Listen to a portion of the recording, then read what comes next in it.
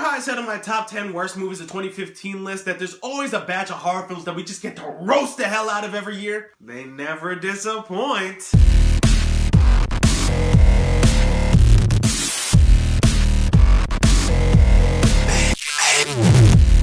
YouTubers, gamers, and moviegoers, what's going on, guys? I'm the Messiah, this is Messiah Entertainment, and today we're reviewing The Forest.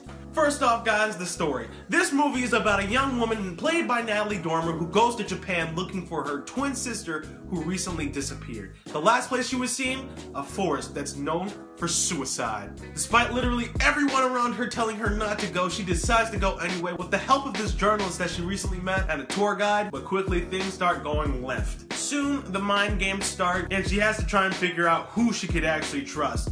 All while still searching for her sister in this crazy freaking forest. Guys, when it comes down to it, it's basically what you come to expect from a horror movie. Person goes into the woods with a few people and bad things start happening and eventually stuff hits the fan. Now I gotta say that the parts that were solely focused on the forest, that was actually pretty interesting. When you're playing with the mind game sort of stuff and you could say, okay, well maybe that's a spirit from someone who died and then there's corpses all over the place, that stuff was actually kind of interesting. I think this is actually based off of a real forest, so to hear that sort of lore and stuff pulled from there, that could actually make for a really interesting movie. But what the movie does is it focuses on Natalie Dormer's boring character. It focuses on her boring search for her boring sister that you only see for a few minutes. So it's like, why can't we just focus on the much more interesting forest? Instead, we go into her backstory, which nobody really cares about because it's kind of stupid anyway, the way they portray it to us and why. It's boring. They had a much more interesting part that they could go after, but instead they chose to focus in on her. I don't know why they chose to do that,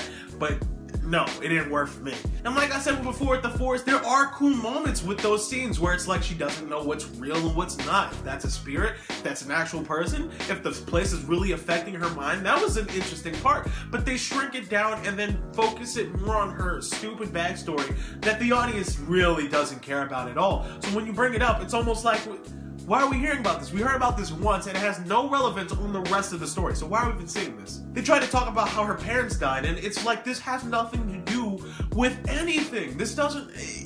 what? And don't even get me started on this movie's very, very stupid ending. It's like so many things just happened out of nowhere. The scene was just unfolding in front of my eyes and I felt the brain cells just dying in my head. I was just... I couldn't take it. I felt like the movie would have been very, very just barely decent if it wasn't for that very, very crappy ending. That just, it took the cake for me. The rest of the movie was kind of okay, but then this ending absolutely made it terrible for me.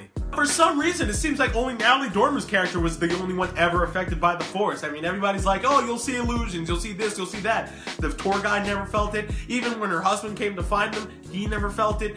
Natalie Dormer's sister apparently never felt it because she was able to survive 4 days while Natalie Dormer's character couldn't survive like 2.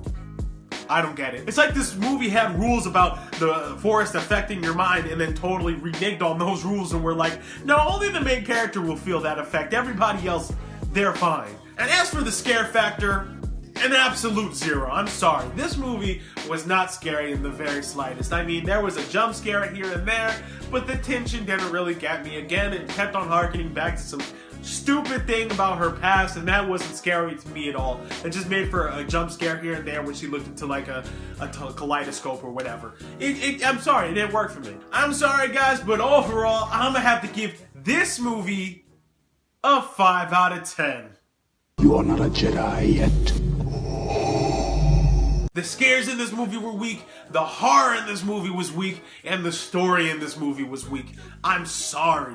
This movie was not a great way to start off 2016. I don't know about you guys, but this is definitely a contestant for the worst movies of 2016. Of course, it's so early in the year, I've only really seen about 3 movies, but look forward to it. I don't know how many bad movies we have slotted up this year, but hey, we're definitely on there for now. But that's just my opinion. I'm sure you guys got your own. Let me know in the comment section down below. What did you guys think of The Forest? Did you love it? Did you hate it? As always, you guys can follow me on Vine, Twitter, MoviePilot, and Twitch.